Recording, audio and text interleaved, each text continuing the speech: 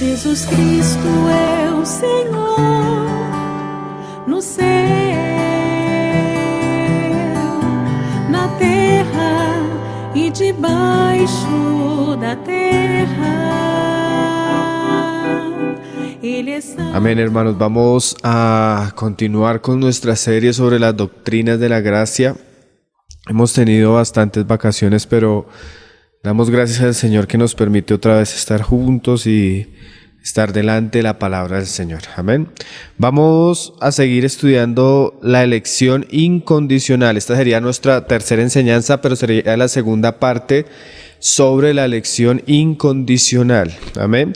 La primera vez que estuvimos hablando de elección incondicional, estuvimos mostrando la postura calvinista en relación a este aspecto y estuvimos mostrando cómo algunas de las postulaciones calvinistas no concuerdan con la suma de la palabra. Especialmente hablábamos del amor, la misericordia, la fe, la gracia, solo a un grupo de escogidos, de elegidos, como lo dice la elección incondicional. Recuerden, hermanos, que el calvinismo postula que según la elección incondicional, Dios escoge de antemano un grupo de personas, no basándose, dicen ellos, en las obras, en la fe o en la respuesta de las personas, sino en un acto incondicional. Por eso se llama elección incondicional de Dios, de su soberanía, de su voluntad y de su propósito, sin que Él previera si hubiera fe, obediencia o cualquier virtud en aquellas personas que Él ha elegido. Simplemente Él escoge a unos y a otros no. Entonces, los elegidos son los que son para salvación y los que no son los vasos de ira. Entonces veíamos cómo las escrituras nos muestran que según el carácter de Dios, esto no puede ser así porque Dios es bueno para con todos. Veíamos que Dios no quiere ni en su soberanía ni en su deseo la muerte del impío. Veíamos que Dios quiere que todos sean salvos. Veíamos que Dios quiere y apela muchas veces a la responsabilidad del hombre. ¿Cuántas veces veces quise y tú no quisiste? Veíamos que Él es bueno para justos e injustos, que Él es un Padre que debemos seguir y debemos ver su ejemplo de bondad y de amor sobre buenos y malos, cosas que el calvinismo no afirma. El calvinismo afirma lo contrario, que Dios hace acepción de personas, escoge a un grupo y a los otros no los elige, atentando seriamente contra el carácter de nuestro Dios, que es justo y que es bueno para con todas sus obras. También veíamos que la salvación, la gracia, la fe no era un acto que Dios se lo atribuía a un grupo de personas, sino que era un asunto que Dios daba para todas sus criaturas. Y predicar el evangelio para toda criatura, que este evangelio debe ser predicado a toda creación debajo del cielo. También uno de los asuntos que hablábamos que nos parece bien serio es que el calvinismo atenta, o los seguidores de Calvino especialmente atentan contra el significado de muchas palabras que son claras en las escrituras, como palabras como elegidos, como mundo. Siempre ellos tratan de reducirla a un grupo selecto, pero el contexto y la misma definición de la palabra no nos permite eso, ¿no? Sino es una manera de forzar el texto para llevar a afirmar el texto lo que queremos afirmar, especialmente en estos asuntos. Entonces, es un asunto que nos debe llevar a pensar. Bueno, para seguir hoy vamos a seguir hablando de elección incondicional, pero ya no mirando la doctrina calvinista y tal vez sus excesos en este aspecto, sino hoy vamos a mirar la elección según las escrituras, porque tú te das cuenta que cuando vas a las escrituras, tú sí encuentras la palabra elección, y la elección es algo muy claro en las escrituras. Lo que debemos mirar es si la elección está basada en un acto incondicional de Dios o sobre qué está basada. Entonces hoy es nuestra segunda parte de elección incondicional. Vamos a hablar sobre la base de la elección según Dios, según las escrituras, no según Calvino ni sus seguidores, ni siquiera según nosotros, hermano, ni la escuela en la que nosotros estamos, sino vamos a tomar los textos de las escrituras que nos hablan de la elección y vamos a mirar cuál es la base y el contenido y el significado de la elección que las escrituras nos muestran, si llega a ser incondicional o si es una elección que está basada en otro asunto. Amén. Entonces vamos a mirar las Escrituras, que es nuestra base de fe. Vamos a ver dos textos principales. Vamos a ir primero a Primera de Pedro, capítulo 1, verso 1 y verso 2. Nosotros estamos edificados sobre una santísima fe, que es la doctrina de los apóstoles y profetas del Nuevo Testamento. Entre los 12 apóstoles tenemos el testimonio del apóstol Pedro, aquel al que el Señor le dijo que le entregaba las llaves del reino, aquella persona que el Señor escogió y lo puso como uno de los fundamentos de nuestra fe. Entonces vamos a ver lo que dice Pedro. Mira lo que dice Pedro, no lo que dice Calvino, no lo que dice Lutero, no lo que dice la línea reformada, no lo que dicen los bautistas, no lo que dicen los presbiterianos, no lo que dicen aún los grandes predicadores de nuestra época, sin menospreciar el testimonio de todos estos hermanos que Dios ha levantado, que Dios ha usado. Nosotros tenemos el testimonio de las Escrituras, que es la base de todo lo que Dios nos ha dicho y ha hecho. Amén. Entonces nosotros vamos a sostener el testimonio, o vamos a hablar del testimonio de las Escrituras acerca de la elección, que claramente es bíblica. Nosotros encontramos pasajes donde el Señor dice: no me elegisteis vosotros a mí, sino que yo os elegí a vosotros. Entonces vamos a ver esa elección que el mismo Señor Jesús, en qué está basada, según la suma de la palabra, que es verdad. Entonces Primera de Pedro capítulo 1, verso 1 dice: Pedro, apóstol de Jesucristo, a los expatriados de la dispersión en el Ponto, Galacia, Capadocia, Asia y Bitinia. Elegidos. Allá comenzamos a ver que Pedro cree en la elección, porque él lo escuchó de boca del Señor Jesucristo. No me eligieron ustedes a mí, sino yo los elegí a vosotros. Pero mira lo que pone Pedro como base de esa elección que Dios ha hecho con los que creen. Dice: elegidos según, o sea, la elección está ligada a algo o está dada según algo. Entonces, el calvinista siempre que va a hablar de la elección apela a la soberanía de Dios. Y aunque creemos que Dios es soberano y su soberanía se muestra en todos sus asuntos, vemos que hay pasajes de la Escritura que ligan especialmente este asunto a otras cosas. Especialmente en este pasaje Pedro dice: elegidos según la presciencia de Dios Padre en santificación del Espíritu. O sea que la elección sobre la cual Pedro muestra que Dios, o sea, la base de la elección que muestra Pedro es la presciencia de Dios Padre. O sea que Dios elige porque Él tiene un conocimiento anticipado de todas las cosas. Pedro muestra que la elección recae o tiene como fundamento la presciencia o la omnisciencia de Dios. ¿Qué es esto? Que Dios tiene un conocimiento perfecto y total de todas las cosas que han de suceder en el futuro. Entonces, basado en todo lo que Dios conoce y Dios sabe anticipadamente de todas las cosas, Dios elige. O sea que la compañía de hombres elegida por Dios para disfrutar de su llamamiento y de su salvación está predeterminada por un conocimiento anticipado que Dios tuvo de aquellas personas y de su andar aquí en la tierra. No es el único lugar, no es el único testigo, porque la palabra dice que por boca de 2 o 3 testigos conste toda palabra. Entonces, no es el único lugar donde encontramos que las Escrituras ponen como base la elección en el preconocimiento de Dios, o el conocimiento anticipado, o la omnisciencia de Dios. Pablo nos habla de este asunto en un pasaje, y curiosamente es en el libro de Romanos. Romanos capítulo 8, verso 33.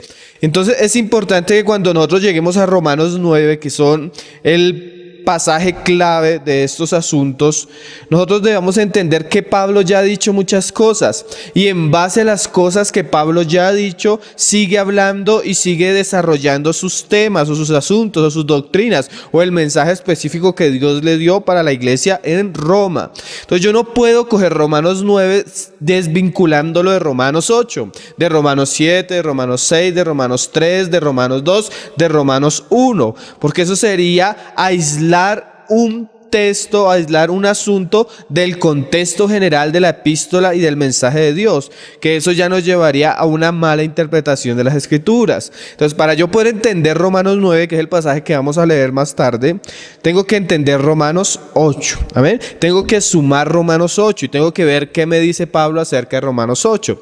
Es increíble que muchos calvinistas, cuando uno va a hablarles de presciencia o del conocimiento anticipado de Dios acerca de las personas, de una vez sacan su espada y aseguran que la elección no puede estar basada en eso, sino en la soberanía de Dios. Pero curiosamente, aunque muchos no gustan de este asunto, lo que tú encuentras por las Escrituras es que Dios basa su elección, es que Dios basa su llamamiento, es que Dios basa su predestinación en su omnisciencia. Y no es algo que nos estamos inventando, sino que es algo que está en las Escrituras.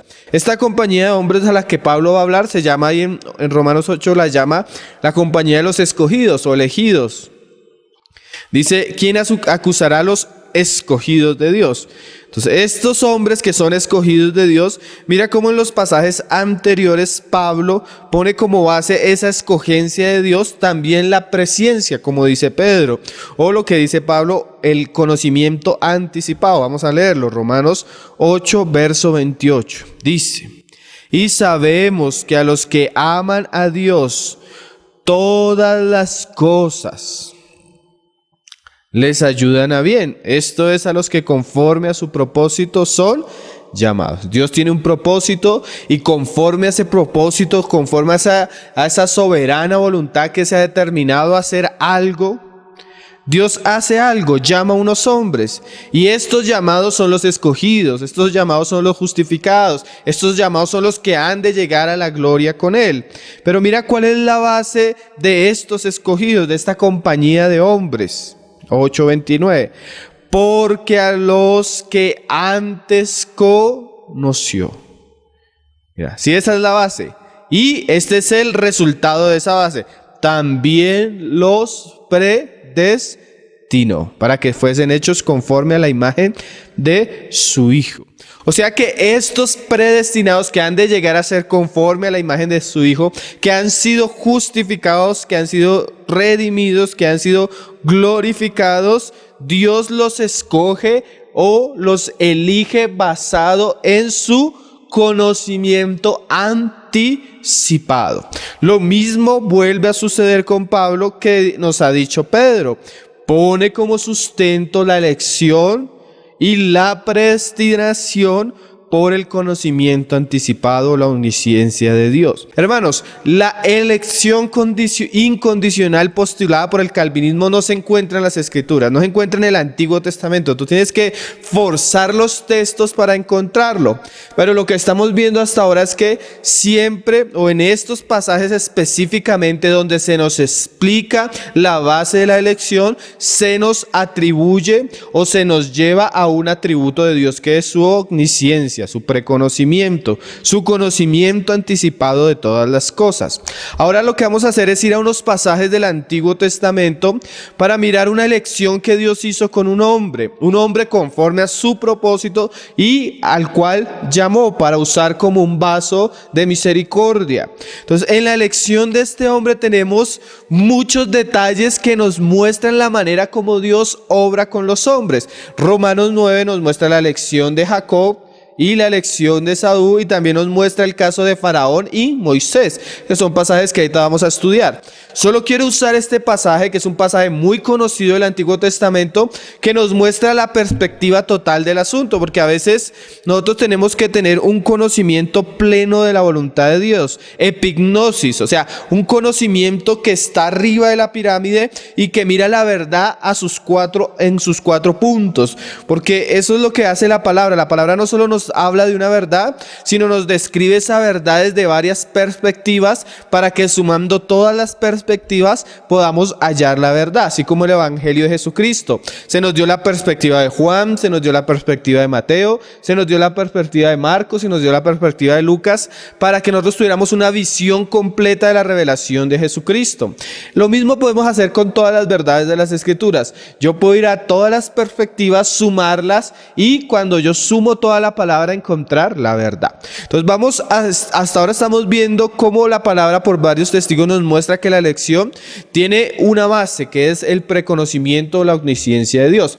Vamos a ver cómo en la experiencia de la elección de David se nos muestran esos complementos, esa suma, esa perspectiva completa, general de la elección de Dios, para no hacer un dogma, una doctrina basada solo en unos pasajes que claramente existen, sino que basada en toda la suma de la palabra podamos tener claridad del asunto. Amén. Entonces vamos a ver 1 Samuel capítulo 15 verso 28. El contexto es cuando Dios llama a Saúl. Saúl es un rey infiel, un rey que cuando tuvo la oportunidad desobedeció al Señor, deshonró la palabra del Señor, guió su propio corazón y Dios lo destituyó del reinado. Entonces hubo un momento que el profeta le dice a Samuel: el Señor ha rasgado el reino de ti, ahí en el verso 28, y mira lo que dice el Señor. 1 Samuel 15, 28. Entonces Samuel le dijo: Jehová ha rasgado hoy de ti el reino de Israel y lo ha dado a un prójimo tuyo mejor que tú. Entonces Dios le quita algo a un hombre y se lo da a otro hombre, un hombre elegido según su propósito. Muy parecido a la situación entre Esaú y Jacob. Dios le quita la primogenitura a Esaú y se la da a Jacob. Y la Biblia dice que Dios amó a Jacob. La Biblia dice que Dios escogió a Jacob sin que hubiera nacido. Y en este caso vemos que Dios va a escoger a un hombre, a David. Es más, le dice más adelante al profeta Samuel: ¿qué haces llorando por Saúl? Ve, levántate y unge a uno que yo he escogido. Entonces Dios ha escogido a David. Y eso es una elección conforme a su propósito, ¿sí? David no había nacido, David tal vez no había salido a la escena del pueblo de Israel, estaba tal vez en el desierto pastoreando las ovejas y Dios ya lo había elegido.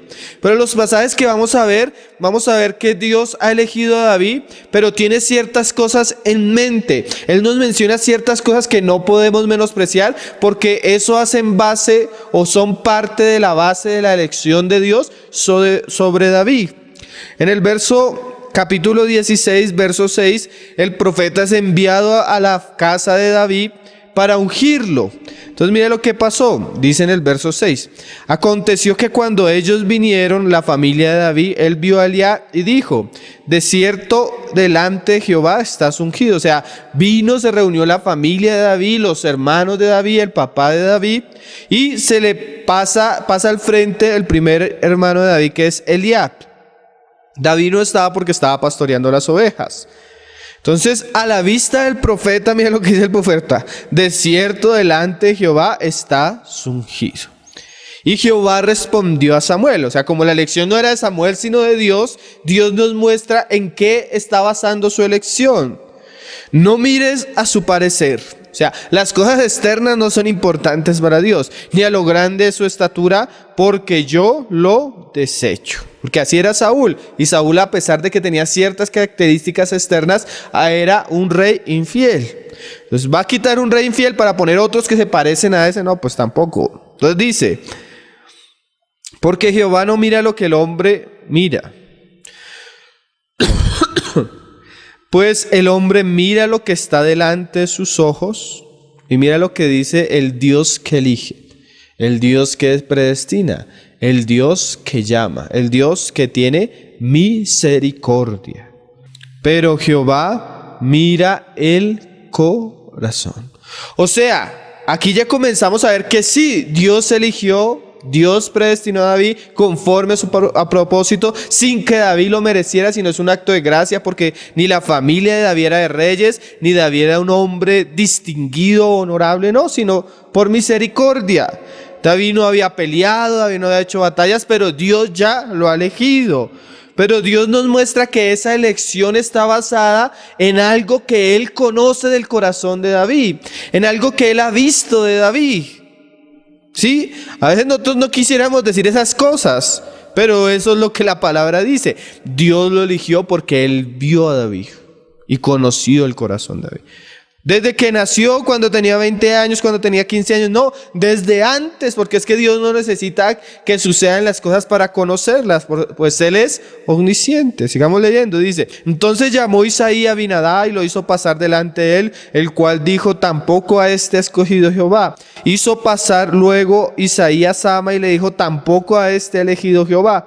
E hizo pasar Isaí 7 hijos suyos delante de Samuel, pero Samuel dijo a Isaí, Jehová no ha elegido a estos.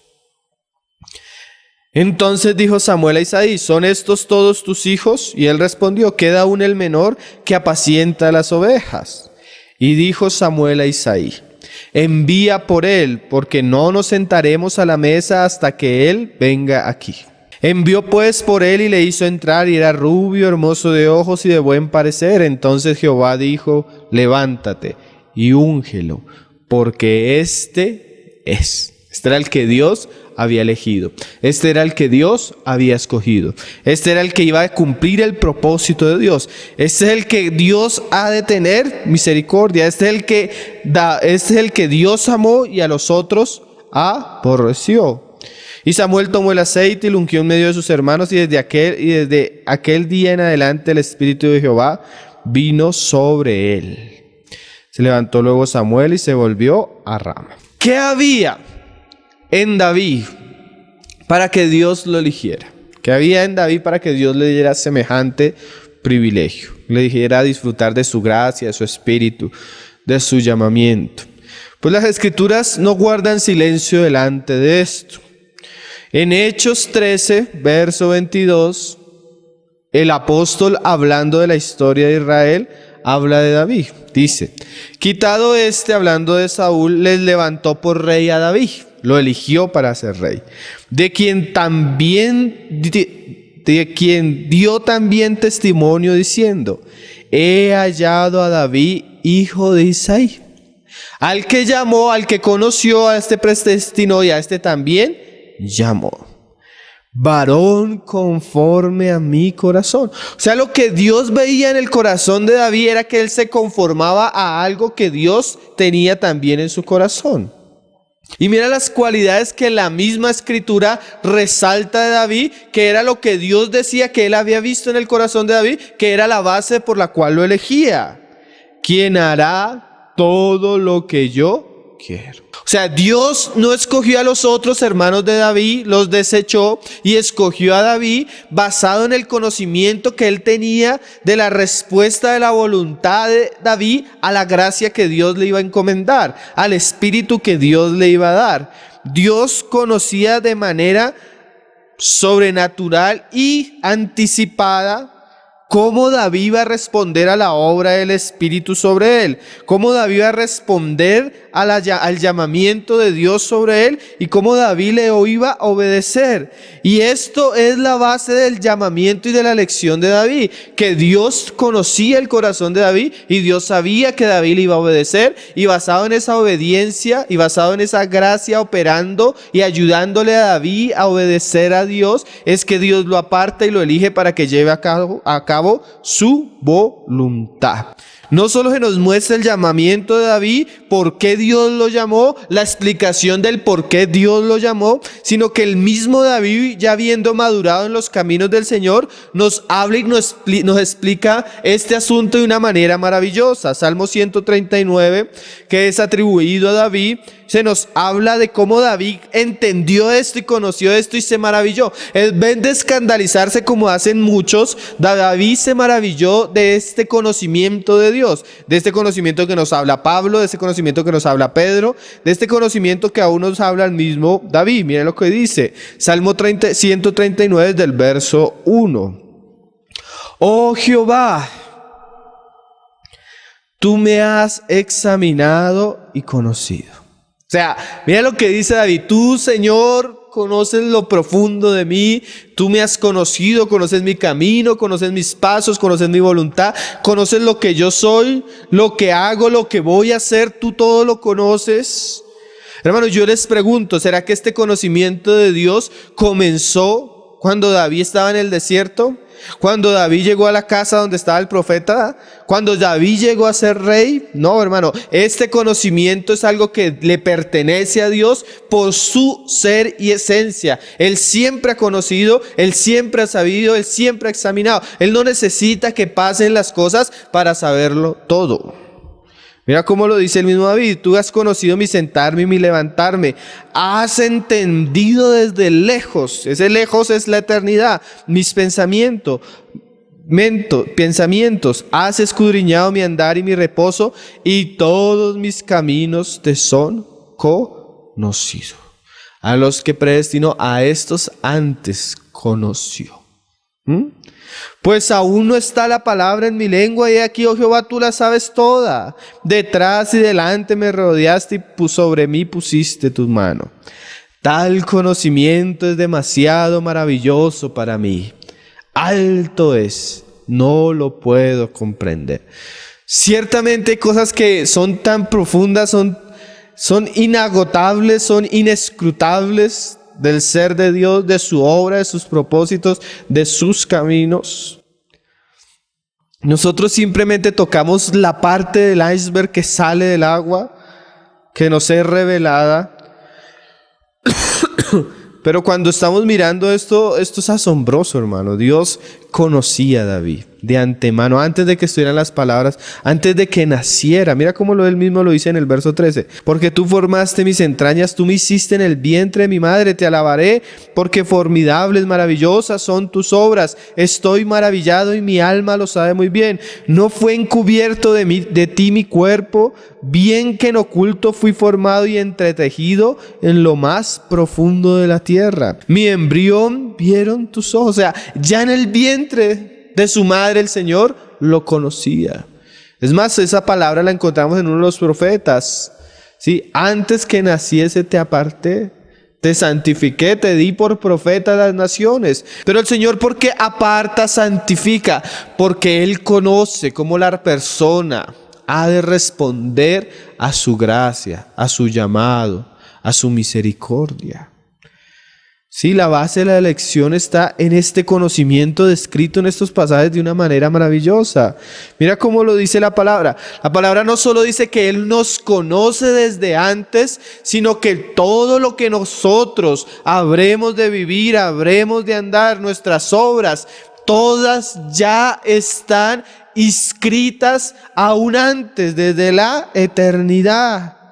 Dice, y en tu libro estaban escritas todas aquellas cosas que fueron luego formadas sin faltar una de ellas. O sea que antes de que yo existiera, antes de que yo viniera a ser, todo lo que yo iba a hacer, todo lo que yo iba a vivir, todo lo que yo iba a hacer, cumplir, pensar, ya estaba escrito en el libro del ser de Dios, en su omnisciencia, en su conocimiento. Y basado que Dios conoce la responsabilidad del hombre antes de que el hombre nazca, Él sabe cómo el hombre va a responder al evangelio, Él sabe cómo el hombre va a responder a la gracia, Él sabe cómo el hombre va a responder a la predicación del Señor Jesucristo, Él sabe cómo el Señor va a responder a sus promesas y cómo el hombre va a responder a sus promesas y a su llamado. Dios elige, pero basado no en un acto soberano en el cual Él le quita la responsabilidad al hombre, sino en un acto soberano de su omnisciencia, conociendo y sabiendo de antemano cómo el hombre ha de responder a su llamamiento y gracia. Entonces este llamamiento, esta elección no es incondicional, sino es una elección según presciencia, según el conocimiento anticipado, según la responsabilidad que Dios le otorgó a la criatura. Claro, todos estamos perdidos y en pecado. Entonces, ¿por qué Dios me va a ser responsable a mí si estoy perdido en delitos y en pecados? Porque a pesar de que el hombre está perdido, Dios le va a otorgar un Salvador. Y ese Dios que va a otorgar un Salvador hace promesas, hace un pacto y hace un llamamiento en Cristo Jesús. Y aquellas personas que respondan a ese llamamiento, a esa promesa, a ese pacto en su Hijo Jesucristo y crean en ese pacto y reciban ese pacto y reciban esa fe, esa gracia, esa misericordia, Esa gracia misma los hace aptos para obrar y para ser responsables según el llamamiento de Dios. Pero hay una responsabilidad en el hombre. ¿En qué? En cómo el hombre responde a la gracia y al llamamiento de Dios. Solo que como Dios ya conoce todas las cosas antes, Él sabe cuáles son los que han de creer, Él sabe cuáles son los que han de ser en Jesucristo, y Él los elige de antemano, sin violar su responsabilidad, sin quitarle su responsabilidad, sino siendo un sello de lo que Dios conoció antes de sus obras, de ellos antes de que ellos nacieron, las cuales estaban escritas en el libro, en los libros, como dice acá, las Escrituras. Y hermano, esto no es para escandalizarte, esto es para ver la gloria del Señor. Mira cómo dice el mismo David en el verso siguiente: cuán preciosos me son, oh Dios, tus pensamientos. Cuán grande es la suma de ellos. Hermano, y la suma de ellos. No solo un pasaje, sino cuando sumamos las Escrituras, vemos esto. Dios eligiendo al hombre según su propósito, porque Él conoce el camino del hombre, y según su voluntad escoge a estos hombres, muestra su grandeza dándoles su misericordia, su gracia a su Hijo Jesucristo, para que estos hombres por medio de esa gracia puedan cumplir y llevar a cabo la voluntad. Y todo esto termina siendo para gloria y honra al Señor, pues claramente si Dios no hubiera elegido a Abraham, claramente si Dios no hubiera llamado a estos hombres David, y hubiera dado las promesas en el Mesías a esta nación, aunque David corriera, aunque David se esforzara, nada podría hacer. Toda la base de la elección es el preconocimiento, y ese conocimiento tiene como base la gracia que es en Cristo Jesús. Hermano, Dios pone en muchos pasajes como pone su conocimiento anticipado, su profecía, su anuncio de las cosas que han de venir, como revelación de que Él es Dios y que es diferente a los otros dioses, y que en eso Él se gloría, y que nosotros debemos ser testigos de eso, de lo que Dios hace y anuncia desde antes de que existiera, para mostrar que Él es Dios. O sea que cuando Él anuncia que Él ha elegido a esos hombres, que tiene el número de esos hombres, que ya han sido apartados desde antes, nos está mostrando la grandeza y el conocimiento que Él tiene sobre todas las cosas, diferente a los otros dioses. Mira cómo lo dice Isaías 44, verso 6. Así dice Jehová, Rey de Israel y su Redentor, Jehová de los ejércitos: yo el primero y yo el postrero, y fuera de mí no hay Dios. ¿Y quién proclamará lo venidero y lo declarará y lo pondrá en orden delante de mí, como hago yo desde que establecí el pueblo antiguo? Anuncien lo que viene y lo que está por venir. ¿Quién puede declarar estas cosas? ¿Quién puede declarar que el Señor, aún antes de que naciera Jacob y Esaú, Dios eligió a Jacob? Pues Él mismo, que anuncia las cosas que están por venir, sin violentar la voluntad de Jacob, sin violentar la voluntad de Saúl. Dios muestra que Él había amado a Jacob porque lo conocía.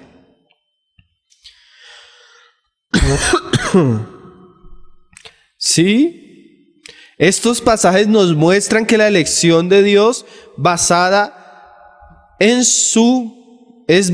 su presencia, mas no en su soberanía. Vamos a volver ahora sí a Romanos 9, que es el pasaje que quiero que tengamos de telón de fondo, que es el pasaje clave cuando se habla de elección incondicional. Basados con lo que ya hemos dicho, con los pasajes que ya hemos meditado, nos van a ayudar para entrar a este pasaje que es un poco, que ha sido malinterpretado y malentendido, y que ha sido apartado de la suma de la palabra, que eso es lo terrible. Eso es lo que hace que no entendamos estos asuntos. Pero vamos ahora sí a leerlo desde Romanos 9, verso 9, desde la perspectiva general de las Escrituras, ¿no? Entonces mira lo que dice Pablo. Porque la palabra de la promesa es esta: por este tiempo vendré, y Sara tendrá un hijo. Y no solo esto, o sea, comenzamos a ver que la gracia y la misericordia de Dios se muestra, porque ahí te dice que no es por obras, no es para que nadie se gloríe, porque ni siquiera Sara hubiera podido tener a estos hijos si no fuera un milagro de Dios, porque era una mujer estéril. Entonces ya desde ahí comenzamos a ver que nosotros podríamos esforzarnos, pero si no fue su voluntad, no, si no fue su misericordia dándonos vida, no podríamos caminar este camino. Entonces mira lo que dice, y Sara tendrá un hijo, y no solo esto, sino también cuando Rebeca concibió de uno de Isaac, nuestro padre, Rebeca, pues no habían aún nacido, ni habían hecho aún ni bien ni mal. Hermano, Dios no necesitaba esperar que estos hombres nacieran. Dios no necesitaba esperar que ellos hicieran bien o que hicieran mal. ¿Por qué? Porque Él ya los conocía, ¿o no? ¿Qué hemos estado diciendo? Que Dios antes los conoció. O sea, ellos no habían hecho ni lo bueno ni lo malo. No quiere decir que Dios no supiera quién iba a hacer lo bueno y quién iba a hacer lo malo. Porque las Escrituras nos atestiguan por todas partes que Él ya sabe esas cosas. Para que el propósito de Dios conforme a la elección, o sea, Dios tiene un propósito y conforme a ese propósito elige. Claro, no habían hecho ni bien ni mal, pero Él sabía cuál de estos dos hombres, conforme a su propósito, iba a responder con un corazón obediente. Como el Señor dijo de David, yo sé que hará todo lo que le mande. No habían nacido, pero Él sabía que había uno de estos que iba a hacer lo que Él le mandara. Claro, este no lo iba a poder hacer si no hubiera la gracia del Señor y la promesa del Señor. Pero yo me pregunto, ¿será que Esaú no recibió la promesa? ¿Será que para Esaú no hubo gracia? Es más, hermano, curiosamente Dios permitió que él bebiera primero de esa gracia. ¿Por qué? Porque Esaú nació primero. Esaú nació primero. O sea que por derecho la gracia y la promesa le correspondía a Esaú. Dice, no por las obras, sino por el que llama. O sea, es por gracia. Sí, ciertamente hay una gracia debajo de esto. Pero también vemos en la historia de estos dos hombres que uno resistió la gracia y el otro la amó y la buscó. Y mira cómo dice, se le dijo ahí en el 12, el mayor servirá al menor. Como está escrito, a Jacob amé, mas a Esaú aborrecí. Dicen muchos los calvinistas, mire, no habían nacido, no habían hecho nada, pero Dios amó a uno y Dios aborreció a otro. ¿Por qué? Como leíamos hace 8 días, el Dios que ama a todos, que no hace acepción de personas, que ama a buenos y ama a malos, porque en este pasaje nos habla de que ama a uno y a otro no. Dios en esencia ama a todas las criaturas, porque Dios es amor. A todas las obras de su mano, Él las ama porque Él es bueno. Pero hay criaturas que Él las escoge y las llama para expresarle su amor de una manera especial conforme a su propósito y su llamamiento.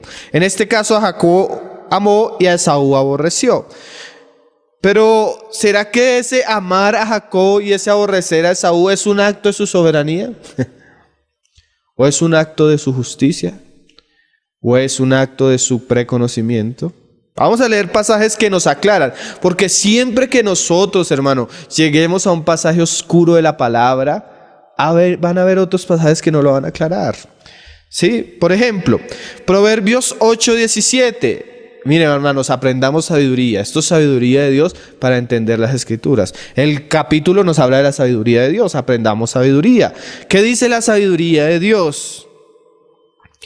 Yo amo, porque estamos leyendo a Jacob amé y a Esaú aborrecí. ¿Qué dice la sabiduría de Dios? Yo amo a los que me aman.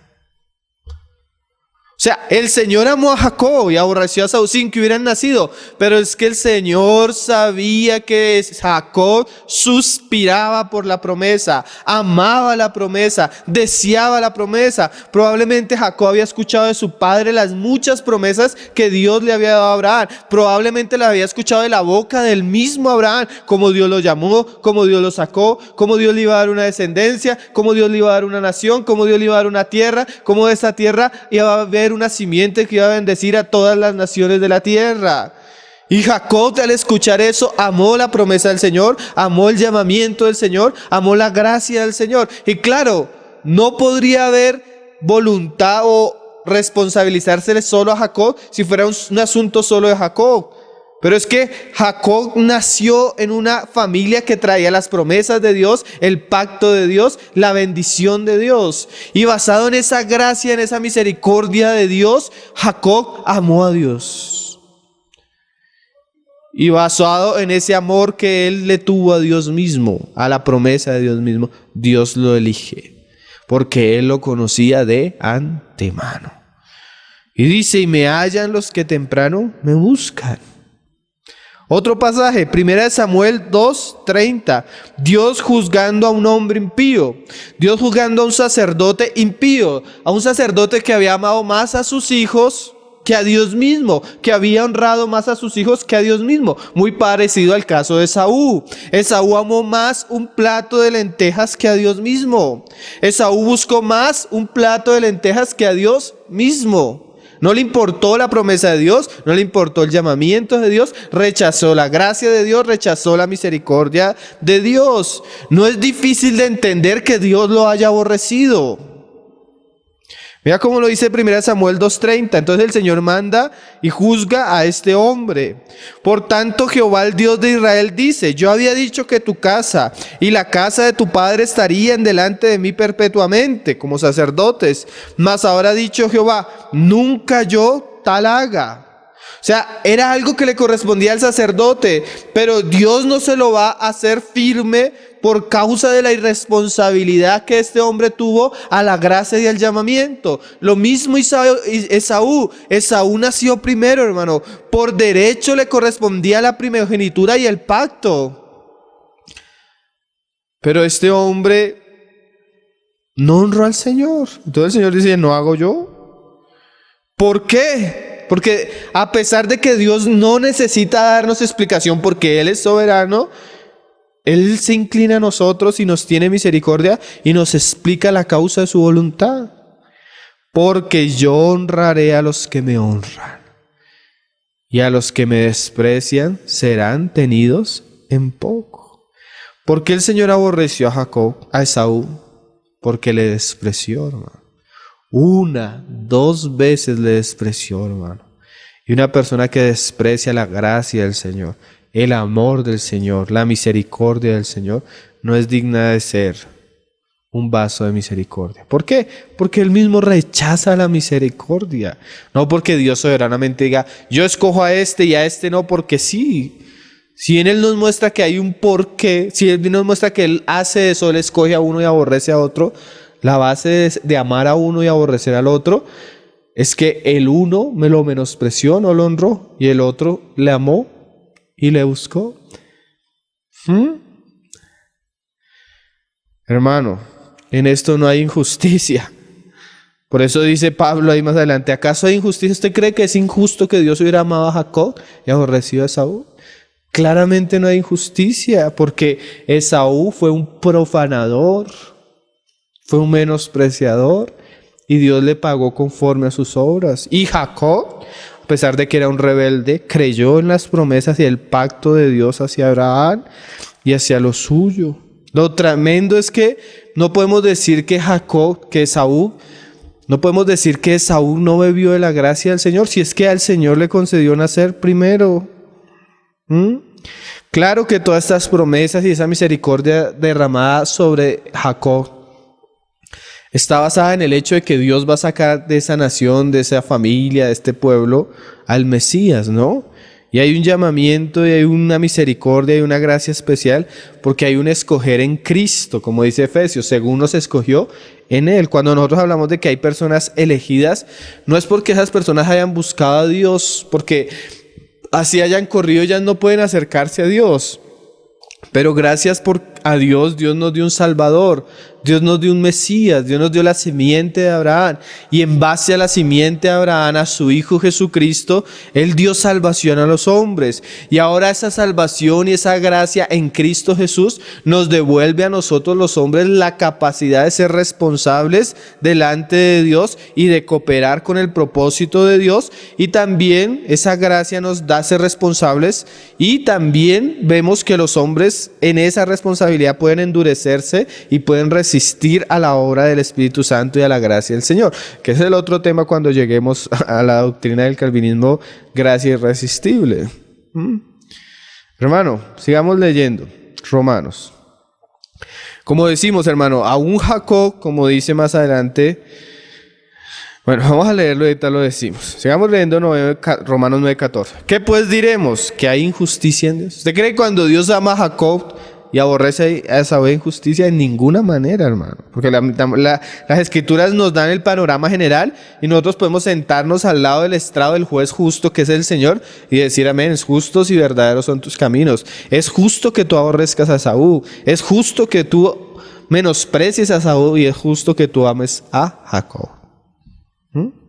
El siguiente caso que nos muestra ahí el pasaje es la situación de Moisés y Faraón. Dice, pues a Moisés dice, tendré misericordia del que yo tenga misericordia y me compadeceré del que yo me compadezca. O sea, el Señor muestra de quién quiere tener misericordia y de quién quiere compadecerse. Lo que nos muestra en este pasaje es el hecho. Lo que estamos viendo en los otros pasajes es la explicación por qué Él tiene misericordia de Jacob y por qué tiene misericordia no tiene misericordia de Esaú. No eran dignos. Esaú no era digno. Y ahora vamos a ver el caso de Faraón. Así que no depende del que quiere ni del que corra, sino de Dios que tiene misericordia. Claramente la base, como decimos, y como lo dice Pablo ahí en el capítulo 11, verso dice que el remanente, hay un remanente escogido, pero ese remanente escogido es por gracia. O sea, no por obras, sino por fe, por Cristo, por lo que hizo Cristo. Es la base de ellos para poder ser responsables. Si no hubiera gracia, si no hubiera obras, así corriéramos y nos esforzáramos, nada podríamos hacer. Pero gracias a Dios que Dios nos ha dado un Salvador, Jesucristo. Amén. Sigue diciendo, porque la Escritura dice a Faraón, para esto mismo te he levantado, para mostrar en ti mi poder y para que mi nombre sea anunciado por toda la tierra. O sea, el Señor permite que Faraón se levante y va a mostrar su poder en la dureza de Faraón. De manera de quien quiere tiene misericordia y al que quiere endurecer, endurece. Entonces, la interpretación muchas veces de este pasaje es, sí, hermano, si Dios quiere tener misericordia a uno, va a tener solo misericordia de uno, y si quiere endurecerlo a otro, lo va a endurecer. O sea que la elección es de Dios. Pero eso es arbitrario si no lo suma a las demás escrituras. ¿Qué me dicen las demás escrituras? Que Dios tiene misericordia de todos. Hasta de Moisés y hasta de Faraón. ¿Qué me dicen las demás escrituras? No solo me dicen que Dios quiere tener misericordia de todos, sino también me dicen lo que dice este pasaje, que tuvo misericordia de Moisés y endureció a Faraón. ¿Sí? Eso también lo dice la Escritura. Entonces yo debo recibir que Dios tiene misericordia de todos, pero también debo recibir que Dios endurece. Bueno, yo lo recibo porque lo dice la palabra de Dios. Yo no quiero discutir con la palabra de Dios. Mi intención es llegar a entender cada vez más claramente lo que dice la palabra de Dios. Pero hay otra cosa. La palabra me dice que Dios endureció a Faraón, pero la palabra me muestra cómo. ¿Sí? Entonces yo puedo creer que Dios endurece, pero necesito entenderlo cómo. Amén. Entonces vamos a ver Éxodo 8, así sea por encima de manera rápida un poco el asunto. Vamos a ver que, bueno, todos conocen la historia. Dios manda a Moisés a Egipto para sacar al pueblo, pero el Señor sabe y de antemano le advierte a Moisés que Faraón es una persona dura y que se va a endurecer y que no los va a dejar salir. Entonces Dios lo eligió para endurecerlo porque lo conocía. Eso es lo que hemos estado estudiando. La dureza de Faraón no sorprendió al Señor. A veces uno le predica a una persona y uno se sorprende de la dureza de la persona. Dios no, Dios lo conocía de antemano. Muchos de esos que ya Dios conoce están destinados para ser vasos de ira. No porque Dios les esté quitando la responsabilidad, sino porque son personas que en su corazón se endurece, como lo vamos a mirar ahorita más adelante. Miren, hermanos, usted coja el pasaje de Éxodo 8 en adelante y usted va a ver las plagas hasta el capítulo 9. Y yo hice un ejercicio. Cogí todos los pasajes que hablan del endurecimiento de Faraón, los primeros especialmente, y noté una cosa, hermano, una cosa que es tremenda. Sí, Dios endurece a Faraón, pero vamos a leer que en las primeras plagas no se dice que Dios endurece a Faraón, sino que dice que Faraón se endureció a sí mismo.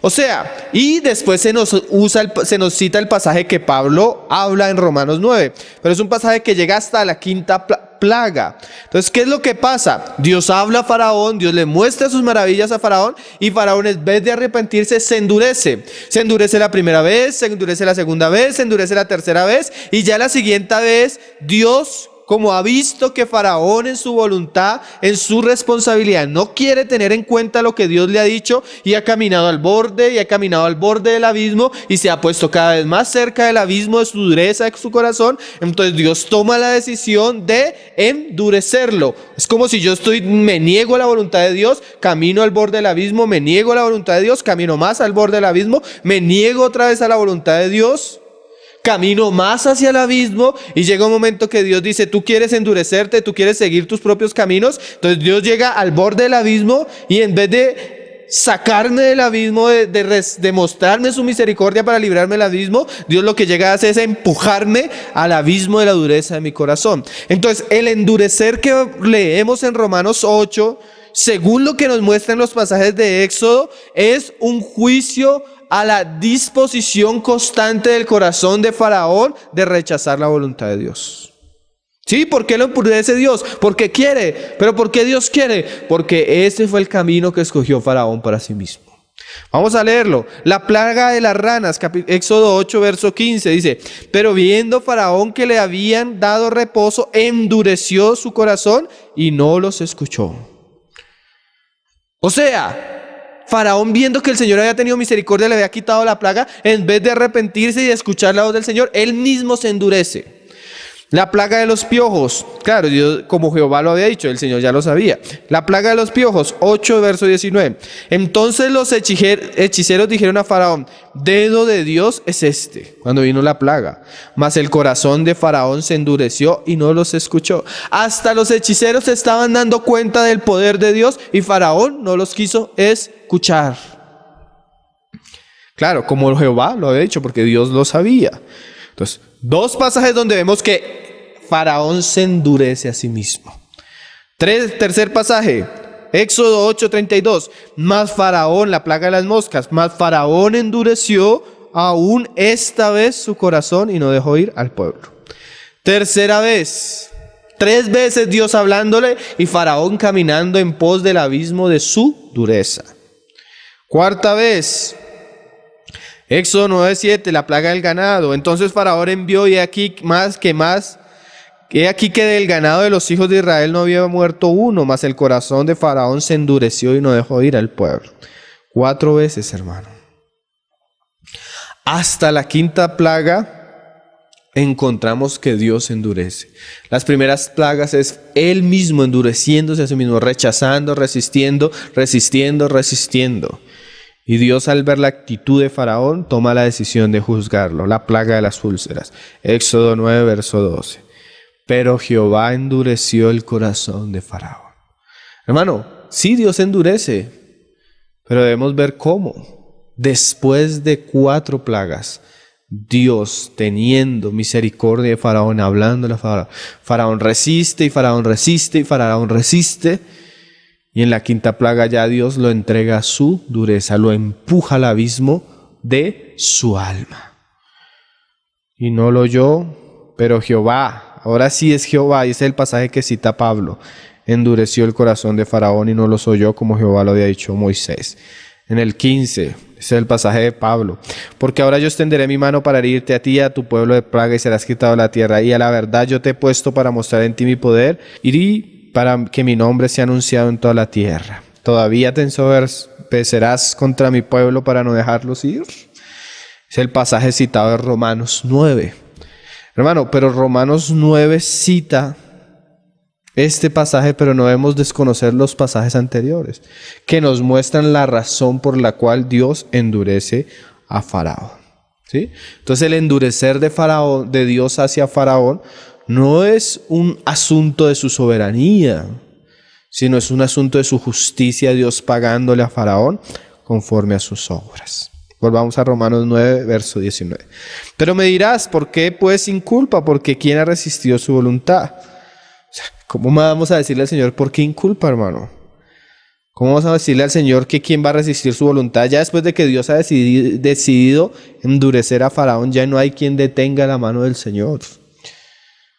Más antes, oh hombre, ¿quién eres tú para que alterques con Dios? En vez de altercar con Dios, deberíamos escudriñar las Escrituras y ver por qué Dios trata el barro de cierta manera. Dirá el vaso de barro al que lo formó, ¿por qué me has hecho así? A veces altercamos con el Señor, pero si nosotros le preguntáramos sinceramente, encontraríamos respuestas y sabiduría en su palabra, qué es lo que estamos haciendo. ¿O no tiene potestad el alfarero sobre el barro para hacer de la misma masa un barro para honra y otro para deshonra? Claro que Dios tiene el poder, hermano, para destinar a uno a la ira y a otros a la gracia y a la misericordia. Porque es soberano, claro que Él es soberano para hacerlo. Pero ese Dios soberano nos ha mostrado cómo lo ha hecho, por qué lo ha hecho, en base a qué lo ha hecho. Y yo debo admitir el testimonio de Dios en las Escrituras, porque eso me revela quién es Dios y su voluntad, sus caminos. ¿Y qué si Dios, queriendo mostrar su ira y hacer notorio su poder, soportó con mucha paciencia los vasos de ira preparados para destrucción? Y para hacer notorias las riquezas de su gloria las mostró para con los vasos de misericordia que Él preparó de antemano para su gloria. O sea, preparó unos para destrucción y preparó uno para gloria. Claro que sí, nadie está diciendo que no haya esa elección. Solo que estamos estudiando la manera y por qué lo hace y según qué lo hace Dios. A los cuales también ha llamado, esto es a nosotros y no solo a los judíos, sino también de los gentiles, hermano. Terminamos con un pasaje en Romanos 2. Porque como termina Romanos 9 hablándonos de vasos de ira y de vasos de misericordia, no es la primera vez que Pablo también habla de la ira y de la misericordia en el libro. Y creemos que Romanos 2 que vamos a leer no contradice Romanos 9. Mira lo que dice Romanos 2 de la ira, de los vasos de ira, Romanos 2:3. Si piensas esto, hombre, tú que juzgas a los que tal hacen y haces lo mismo, que escaparás del justo juicio de Dios. O sea, ¿será que el vaso de ira y el vaso de misericordia va a escapar del justo juicio de Dios? ¿O que Dios les va a traer responsabilidad y los va a juzgar sobre esa responsabilidad? Y por eso es que unos son de ira y otros de misericordia. Vamos a leerlo. ¿O menosprecia las riquezas de su benignidad, paciencia y longanimidad, ignorando que su benignidad te guía al arrepentimiento? O sea, ¿ustedes creen que lo que hizo con el Señor con Faraón no lo estaba guiando al arrepentimiento? Pero ¿por qué no le concedió misericordia, sino lo condenó a ser vaso de ira? Ahí lo explica. Pero por tu dureza y por tu corazón no arrepentido, atesoras para ti mismo ira para el día de la ira. O sea, hay un día para los vasos de ira, el día del justo juicio de Dios. Pero los vasos de ira llegan allá porque atesoraron ira para el día de la ira y de la revelación. Porque aunque no entendamos mucho estas cosas, hermano, va a haber un día donde el justo juicio de Dios va a mostrar por qué algunos fueron destinados a la ira y otros a la misericordia. Y de la revelación del justo juicio de Dios, el cual pagará cada uno conforme a sus obras. Sí, el Señor endurece, pero es un pago a las personas conforme a sus obras. Vida eterna a los que perseverando en bien hacer, y el bien hacer es creer en Jesucristo, recibir la gracia, recibir el Espíritu Santo, recibir el Evangelio. Buscan gloria, honra e inmortalidad. Honra y inmortalidad. Pero ira y enojo a los que son contenciosos y no obedecen a la verdad, sino que obedecen a la angustia, tribulación y angustia sobre todo ser humano que hace lo malo. Sobre todo al judío primeramente y también al griego. Pero gloria y honra y paz a todos los que hacen lo bueno, al judío primeramente y también al griego, porque no hay acepción de personas para con Dios. Hermano, hay otro asunto que es todavía tremendo. La palabra nos habla de que Dios elige según su presciencia, no quitando la responsabilidad al hombre, sino pagándole al hombre conforme a lo que él merece. Todos los hombres merecían la muerte, pero unos recibieron la gracia y la misericordia, el Evangelio en Cristo Jesús, y por causa de la fe en Él y por haber sido puestos en Él, son elegidos para gracia. Pero no solo Dios elige, sí los eligió antes de conocerlo, porque Él conocía sus caminos. Pero la palabra nos muestra, y es que yo no puedo quitar las cosas que dice la palabra, hermano, que ellos también eligieron a Dios. Claro, por medio del único camino, porque no hay otro nombre, no hay otro medio, no hay otro lugar, sino Jesucristo. Pero dice la palabra que estos hombres eligieron a Jesucristo, eligieron la fe, eligieron la salvación. ¿Cómo? Pues por medio del Evangelio, porque el Evangelio es poder de Dios para salvación. La predicación del Evangelio produce fe en los oyentes. La resurrección de Jesucristo da fe a todos los hombres para que puedan acreditar y recibir las verdades escritas en el Evangelio. Esto es el Evangelio, hermano. El Evangelio puro no es el calvinismo, hermano. El Evangelio puro se encuentra solo en las Escrituras. Cualquier tipo de dogma, cualquier tipo de fe establecido en el concepto doctrinal de un hombre, de una escuela teológica, siempre va a quitarle alguna parte a las Escrituras. Nuestra fe y nuestra doctrina debe estar sostenida por la suma de la palabra. Por eso es el problema de las escuelas teológicas. Muchas veces cuando tú vienes de una escuela o de otra escuela, esa escuela limita tu fe a una confesión de fe o a una postulación dogmática de ciertos hombres. Que si bien muchas veces estas escuelas y estas postulaciones concuerdan con la mayoría de las escrituras, siempre reducen las escrituras. Entonces lo mejor es nosotros tener nuestra base, no solo en sobre una escuela dogmática, sino en la suma de la palabra, que es la verdad. Entonces la palabra también nos muestra que los hombres eligieron a Dios. Así los hombres no lo quieran, muchos no lo quieren decir. Hay la elección de Dios para el hombre, pero está basado en que el hombre ha elegido a Dios en la gracia de Cristo. Mira cómo lo dice. Primera Tesalonicenses 1:4, porque conocemos, hermanos amados de Dios, vuestra elección. O sea, Pablo sabía que los hermanos habían elegido. ¿Cómo eligieron? Pues no porque corrieran o pudieran, porque si hubiera sido por ellos mismos no hubieran podido, sino que es en la gracia y en la obra de Cristo y en la predicación del Evangelio. Pues nuestro Evangelio no llegó a vosotros en palabras solamente, sino también en poder en el Espíritu Santo y en plena certidumbre, como sabéis bien cuál fuimos entre vosotros por amor de vosotros. O sea, Pablo sabía que ellos habían elegido a Dios porque el Evangelio que se les había predicado era puro y ese Evangelio había producido ciertas cosas en ellos. Ese Evangelio también hubiera podido ser rechazado como muchos lo han rechazado, pero él conoció la elección de ellos por Dios basado en la respuesta del Evangelio de la fe en Cristo. Entonces, no solo Dios elige, sino los hombres también eligen a Cristo basados en la respuesta que ellos tienen al Evangelio. Y Pedro también nos lo dice, hermano, no solo Pablo, sino Pedro también nos lo dice, 2 de Pedro 1:10. Por lo cual, hermanos, tanto más procurad hacer firme vuestra vocación y elección. O sea, hemos elegido un camino, hemos elegido seguir a Cristo, conocerle por la fe, por la gracia, y debemos hacer firme esa vocación. Entonces, no solo Dios elige, sino la palabra también nos muestra que Él elige. Entonces, hermano, terminando decimos unas cosas.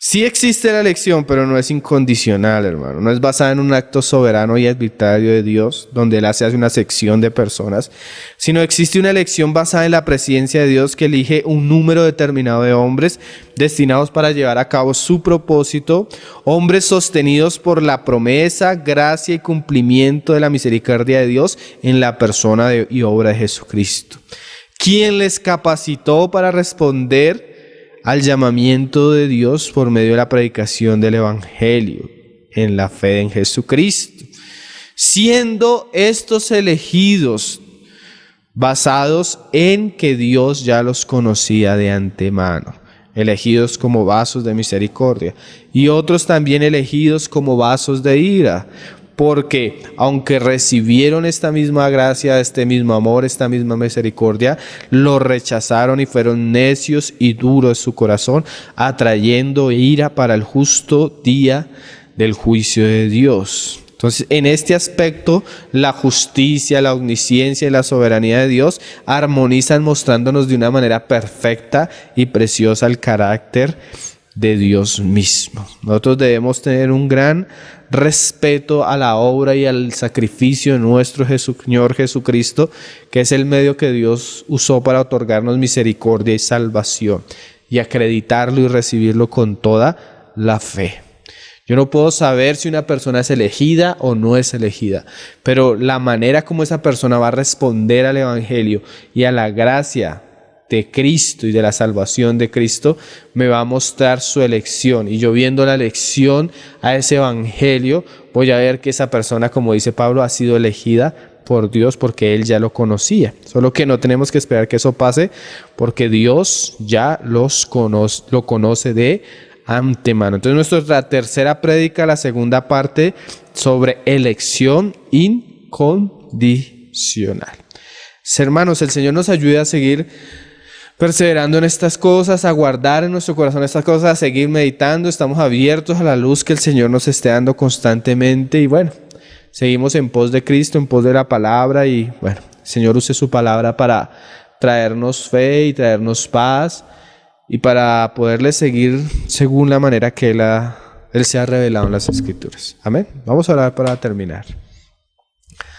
Padre, te damos gracias por tu palabra que es limpia, que es pura, que es buena y que es suficiente, Señor, para traer fe, salvación, certeza a nuestros corazones. Te rogamos, Señor, que en estos asuntos tú nos aclares, Señor, aquellas cosas que se han distorsionado, que se han llevado a un punto donde se atenta contra la verdad, se atenta contra ti y nos lleva a estar en un vaivén, Señor, donde no podemos tener certeza, sino que podamos confiar y conocer cada vez más tus caminos y la profundidad de ellos, y asombrarnos y admirarnos y darte la gloria que tú mereces, la cual es digna de ti, Señor.